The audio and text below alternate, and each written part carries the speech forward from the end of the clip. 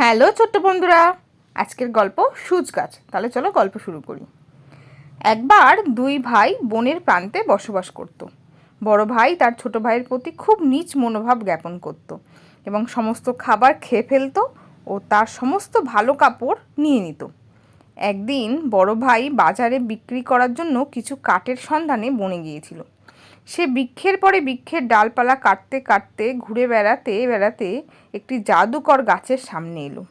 গাছটি তাকে বলল, ও হে মহাশয়, দয়া করে আমার শাখা কাটবেন না। আপনি যদি আমাকে ছেড়ে দেন, আমি আপনাকে আমার সোনার আপেল দেব।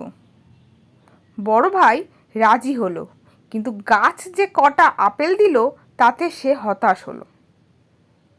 সে লোভে কাবু হয়ে গেল এবং গাছকে হুমকি দিল যে আরও আপেল না দিলে সে গোড়া থেকে গাছটি কেটে ফেলবে। তার পরিবর্তে গাছটি বড় ভাইয়ের উপর শত শত ক্ষুদ্র সূচ বর্ষণ করলো।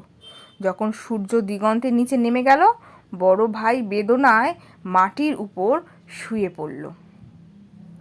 ছোট ভাই চিন্তিত হয়ে বড় ভাইয়ের সন্ধানে গেল।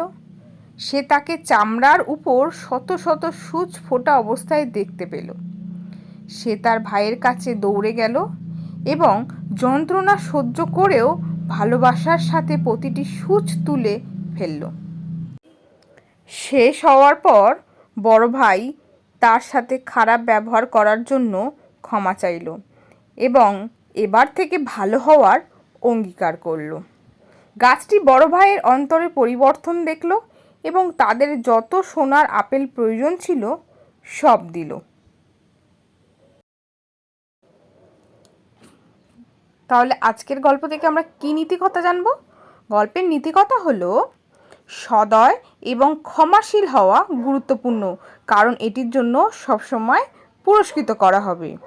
তাহলে ছোট্ট বন্ধুরা, তোমরাও কিন্তু সদয় এবং ক্ষমাশীল হবে, ঠিক আছে? আর পরে ভিডিও দেখতে আমার চ্যানেলটা সাবস্ক্রাইব করবে। টাটা।